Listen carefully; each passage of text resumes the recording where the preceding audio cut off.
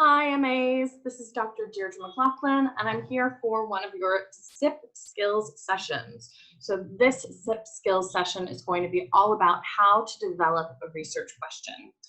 Before we start, I just want to remind you of a few things. These sessions are here to be additional support alongside your SIP. That's your Sustained Independent Project. You will have allocated supervisors who will support you on that project, but our time together is a little bit different than that. We'll be thinking about research skills, where normally you want to, or not normally, let's say traditionally, you'll turn to your supervisor to ask questions about content and more robust editing around your research and research design. So this is to help make sure you go into those meetings feeling confident, knowing what questions you need to ask, and getting as much out of that time as possible. These sessions are not to be shared or edited in any way. They're solely for your learning purpose this summer. And finally, each lesson has a set of corresponding activities, and these have been developed and put on Brightspace to help you practice and get your confidence up. It's one thing to hear a research concept, and it's another thing to try it out on its feet. So those are available for you as well. I also really encourage you to remember the balance between the fact that talking to people who finished their dissertations, I know many of you will know people from other years, can be super helpful because they have some insight into what they did well or what they wish they knew. But also at the same time, we want to remember that every person's research process is individual. You need to work to the same brief, but how you do it can be very different person to person. So be kind to yourself, think about what's best for you, use your supervisor to help you, and we'll get through it together. All right, so we're going to dive into the session, how to develop a research question. Developing a research question can be a really useful starting point for thinking about a research proposal. It also is really key in starting any conversations with your course team or supervisors about what your sustained independent project might be about, regardless of form. If it's a traditional dissertation, a portfolio, an artifact, you still want to have something critical that's underpinning it all. Let's see if I can get there we go. So what is a research question? A research question should help guide and center your research. It should reveal what the topic is that you want to engage with. Often students like questions because they help give them that focus, that central idea to return to throughout your writing. And building on that, a research question should be clear and focused. We'll look at some examples of that together, but that means that we're looking for specificity so that as you begin to synthesize multiple sources, multiple different forms of research that could be coming from literature, from your own practical observations, from interviews, you want to bring them together to support what will be your really unique way of answering that question. Even if your instructor has given you a specific assignment, which they probably will not necessarily, they'll let you have some flexibility within the brief. That's quite key to master's level learning. The research question should have two components. First and foremost, it needs to be something that you care about.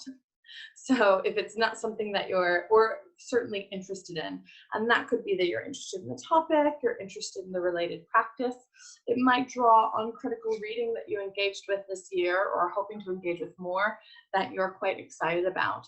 But you should be interested in it because you're going to spend a handful of weeks together. The other thing is that you will, not necessarily in the question, but in the answering of it, you'll want to link your question back to your MA specialism. So make sure somewhere in your head, even if it feels like a few steps away, and some of us like to take a few steps to the side, that you can explain why answering this question is essential for your practice. Finally, be careful to avoid what is sometimes called all about papers and questions that can be answered in a few factual statements. And we'll see some examples of this in the presentation as well. But if something can be answered very easily and quickly, or I think even the flip side of that might be if it requires a giant history of a person or a company, then you might want to rephrase that question. So just to recap, guiding and centering your research, clear and focused, something you're interested in. All right. So let's look at some weak questions. I've intentionally picked some questions that are not from our specialism so we can see how questions work. So the first question is, why did the chicken cross the road? Why is this a weak research question? Well, I'll give you a minute to think about it. Why did the chicken cross the road? Why is this a weak research question? There's a lot of reasons, but I'll start with the fact that it lacks specificity. What chicken? What road? How did they cross? We want as much specificity as possible in your questions because they will help clarify the research that needs to be undertaken. If you ask a question that's that giant, that broad, it will become challenging to answer. Now, a big, broad question might inform you getting to where you're at now, and you probably experienced something similar during performing research, where you had a big, giant question, and then over the course of a few weeks of working in your group, you move towards something more specific. So it's okay if you start with big ideas. You just want to start saying, okay, who, what, where, why, how do I get this more specific? Let's look at the second week question. How many chickens crossed Finchley Road in London, whoops, I'll fix that typo, on July 1st, 2019. So how many chickens crossed Finchley Road in London? Have a think about why that may not be the best research question. So I would say that it's probably not a great research question because you can answer it in a sentence or two. So how many chickens crossed the road? If someone measured it that day, you've got the answer, and there you go. Now, if you were specializing in quantitative data, quantitative being numbers and statistics, which we do see at Central, but I would say far more often we see qualitative data. That's very indicative of the humanities, looking at the quality and the nature of things, the experience of them. That takes a bit more unpacking. So while you could maybe write a dissertation about how that data was collected about the chickens crossing the road, it sets up for quite a simple question and answer. And we're looking for something that has a bit more analysis. It can have quantitative elements. It will very likely also have qualitative elements, if not that exclusively. But there needs to be a space for unpicking. A key part of your assessments throughout your course of study often have to do with analysis, about how you bring ideas together and unpack them. You will have experienced this at the first step in your first term, when many courses have assignments that are their first essay or engaging with some critical context. In the second term, it goes up to the next level when you enter performing research and you look at more dynamic researching and answering. And now you're taking it to the final level with your sustained independent project, attempting to undertake a similar project independently instead of collaboratively. And I would say the second question doesn't quite give you enough to do that. But let's look at another question that maybe does. Here's a better question. What are some of the environmental factors that occurred in London between June and July that would cause chickens to cross Finchley Road? All right, so give you a minute to think about why this might be a better question based on some of the things we've looked at already. Well, first and foremost, it's got some more details. So we're looking specifically at environmental factors. So that becomes the real focus here, the environmental factors that are shifting and changing things. It's happening in a clear period of time, June to and July, so something measurable with and a bracket that we're working within. Sometimes we call that scope or size of the research. There's a period of time you're looking at and a specific, and actually environmental factors also become part of the scope, because we're not looking at the emotional motivation for the chicken to cross the road. We're looking about what about their world made them make the cross. And also we're saying Finchley Road, we're not saying all roads. So there's lots more details in this question. It requires the researcher to take a stand on some significant facts. So already they're saying environmental factors are going to be a key part.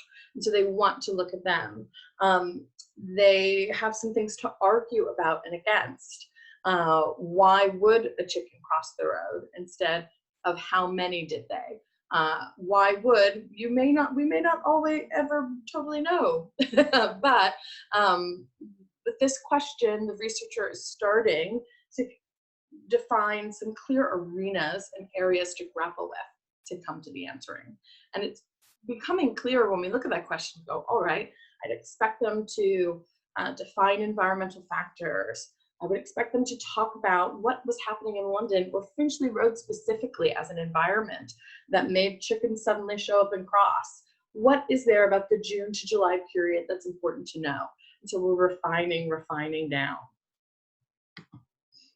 Now let's look at this question in a little bit more detail to understand its parts. So you'll see in purple, I've got environmental factors. This is the key topic.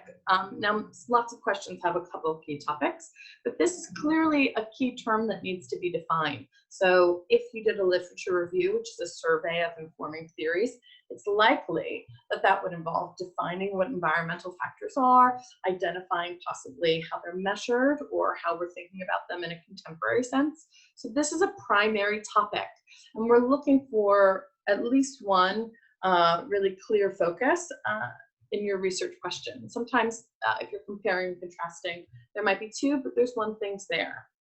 Now the scope or the size, how big is it? We're talking about chickens crossing the road in London between June and July of 2019.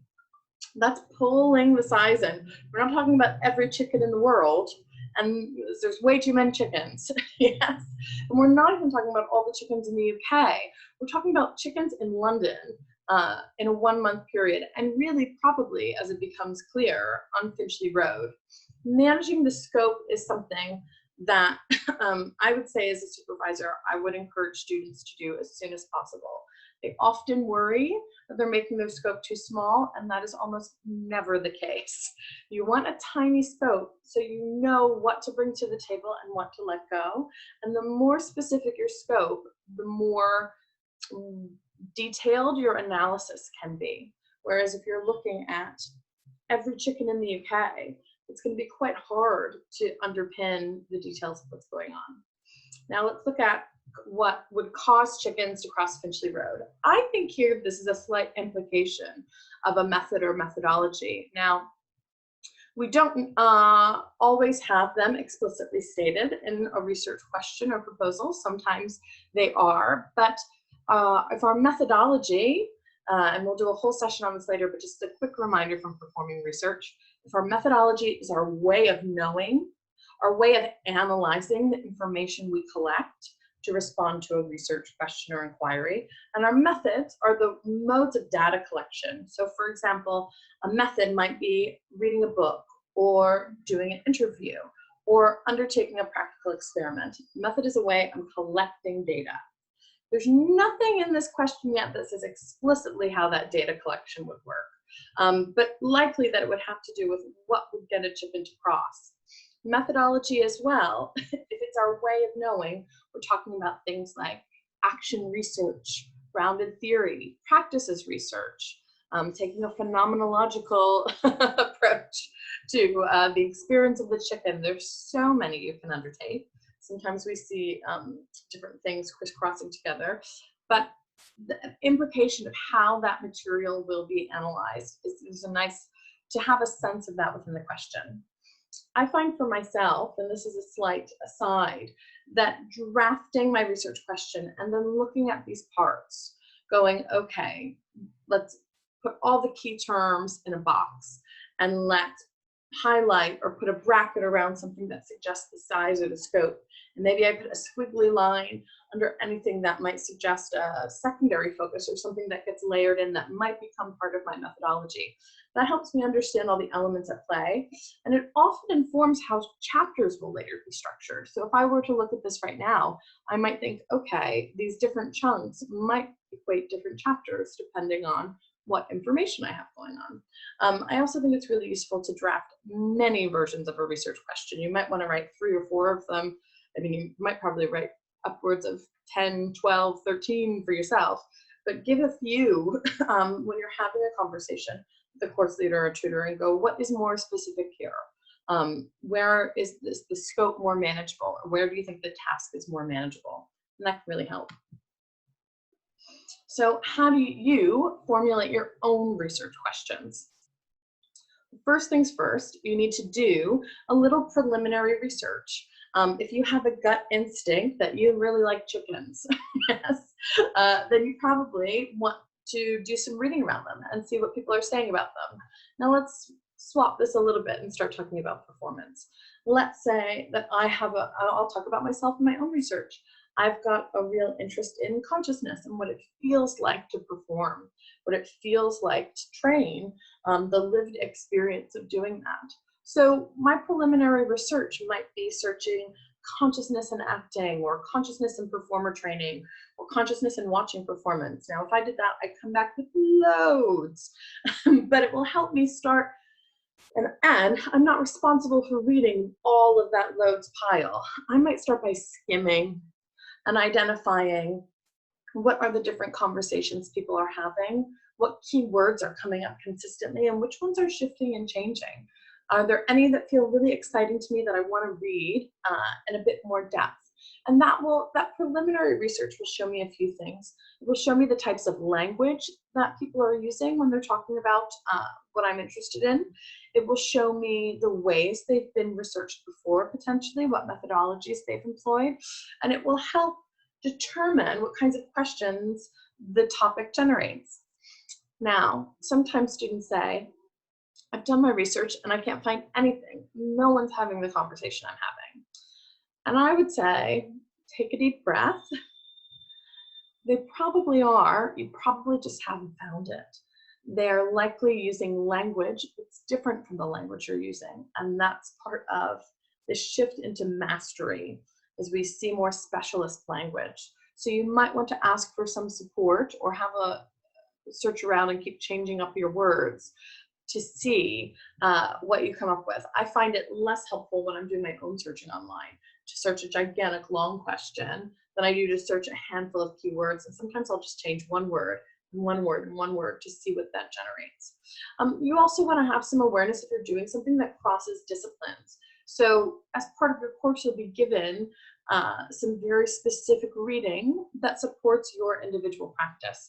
But let's say that you want to blend two different practices from Central. You want to talk about producing in an ethical way that's informed by applied theater. You want to talk about using breath work in the context of actor training and coaching with a specific style of pedagogy. And thinking about how you link these things together. They're all within the family of the types of things we learn at Central, but sometimes we see students who in their preliminary research realize they want to branch out even further. They want to link breath work to grounding and physics. They want to talk about their own lived experience of teaching a particular text and how it felt coming out of their mouth because it was from their hometown and how that informed the way they taught and learned. I'm using examples actually of dissertations that all existed at Central and whose PDF forms will be in the library page or research support page on Brightspace before the end of this term. So I'm doing all this to highlight that how you bring things together will be personal. And some students often feedback that it's a bit overwhelming. It feels like a lot. And that's when I would say, return to your scope, return to your size, try to make it smaller, look at the different languages people are using and see how you can pull it in. Next, so what do? We found our areas, we've done some preliminary research. What else do you need to consider? Well, first I'd say remind yourself who your audience is.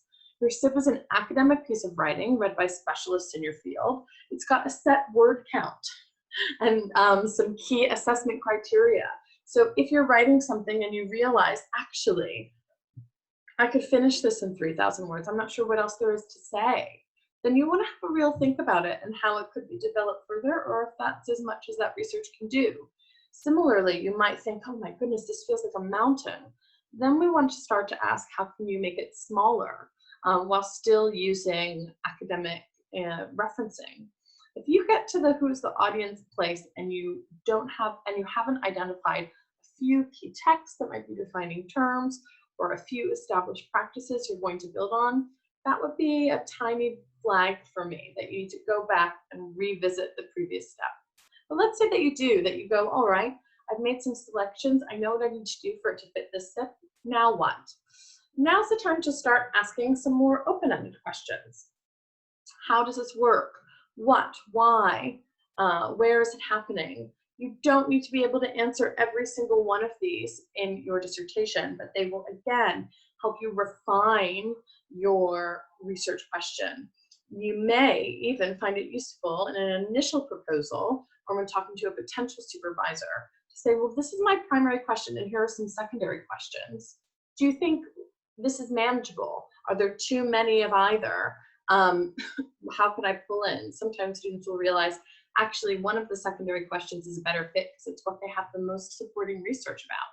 Or they might realize that they want to blend different things together because that is what they're really passionate about. So asking all of these drilling little questions will help you to have a better research question. So next question, does it need to be a question? I would say no. It's most frequently described as a research question because it gives you something specific to return to. And research questions are used to, in some cases, to find answers. But that's why I say it doesn't have to be a question. Personally, I tend to write what I would call a research inquiry, which has all of the same parts, but doesn't imply that an answer will be found. When I write about consciousness, I'm probably not going to find an exact definitive answer. But I can say, what is it like to look at certain concepts in relation to other concepts and what might we find? And in that sense, I've got a really clear topic, some very clear scope in terms of what I'm going to look at and relate it to, and a way of knowing about those things. Those are really key. So if you've got all of those parts at play, but you can't figure out how to frame a question, I would think about a really clear statement of what you'll be inquiring into. And talk to your supervisor. They might have some opinions about if the question is really necessary or not and how to turn that into a question. So here's a checklist of potential research questions in the humanities, and this is from Vanderbilt University's Writing Center. I thought these were helpful when looking at your own research questions, and what I would really recommend, you can do this alone, but I think it can be super helpful to be in groups of three is probably a maximum, and ask some of these questions of your own research question, of each other's. I would be gentle when getting suggestions from others. You don't have to, if you've got a good research question, it's really likely people will get enthusiastic and have lots of opinions of what you should look at. And that's really useful because it can draw you to new reading and new research and new ideas. But sometimes it's not so useful if it just makes your scope grow and grow and grow. So have a peek at anything that a staff member or another student offers you. But really ask yourself, how does this new information actually change my question? So here we go. Let's look at these 5 questions. The first is the research question something you care about? And is it arguable? So another way of thinking about that practically is it something that you could read about for the next 8 to 12 weeks? Read and write about? Is it something that has theory around any of the key terms so that you can look at other existing arguments, argue for or against them? If it's pretty straightforward or set, this is the answer, or this is how it works, then it might not be a research question. Number 2, is it an original spin on an old idea? Does it solve a problem? It doesn't have to do those things, but taking your own spin or your own original look at an area of inquiry can really help, because then you're drawing on some specific elements that may be established inquiries, but you're looking at them in your own unique way. Words that we often use to describe master's level writing are unique and original. You don't need to do something new. That's what a PhD is about. So a PhD involves you saying something no one said before, so it has to be brand new.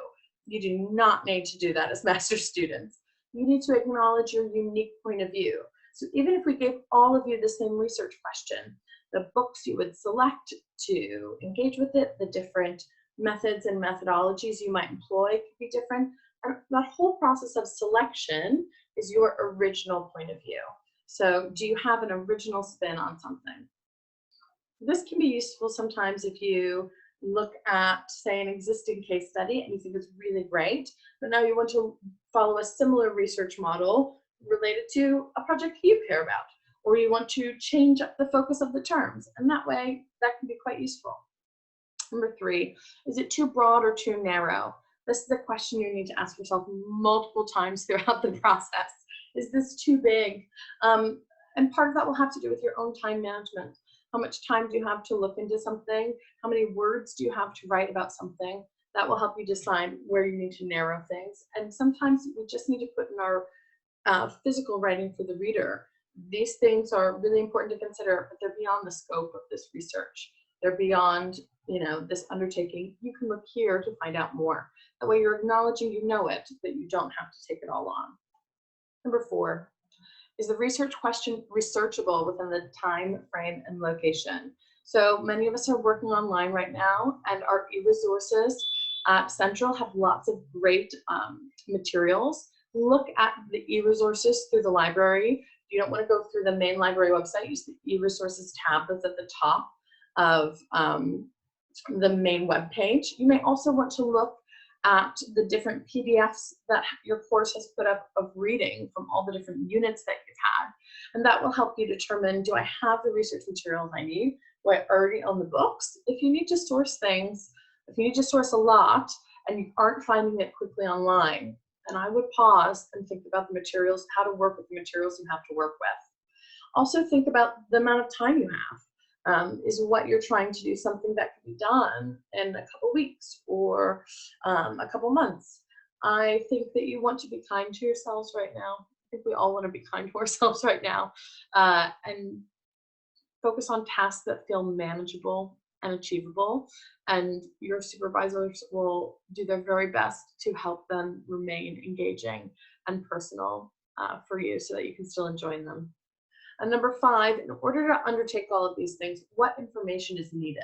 So what do you need that you don't have now? It might be that you have some books but you haven't read them in full, or you need to conduct some interviews, or you want to speak to a focus group. You need to make sure that any information you need that you don't have right now can be achieved in the amount of time and in the circumstances you're working. And if not, you might want to tweak that question. So you've got some of the research question. What happens next? Well, the answer to your research question is generally your thesis statement, the primary thing that you're arguing for within your research. Keep in mind that you will refine this, be it your thesis or your question, over and over throughout the research process. I think I probably made my question stronger, better, at least 20 times when working on my PhD. I find something you can do that's really helpful, or that I find helpful, is I'll write what I think my research question is down on a Post-it. I'll stick it in my notebook or somewhere, and then a few days later, I'll do it again without looking at the Post-it. And I'll see, how has it changed over the course of a few days? Have I suddenly let a word go? Ooh, what could that be about? Or have I shifted the active language, the verbs that might suggest what the methodology is? What is happening to the question? How is it changing? You don't want to, in your title or in your writing, say you're doing question draft 1, if actually your work has evolved to question draft 3. So make sure that you're evolving your work with your question. A good research question should put you on your way to writing a clear dissertation. It should give you some very obvious starting points in terms of what you need to define and what you might be measuring or analyzing or looking for. And if it's not doing that, if you have no idea where to start, then I'd take a moment and think about that.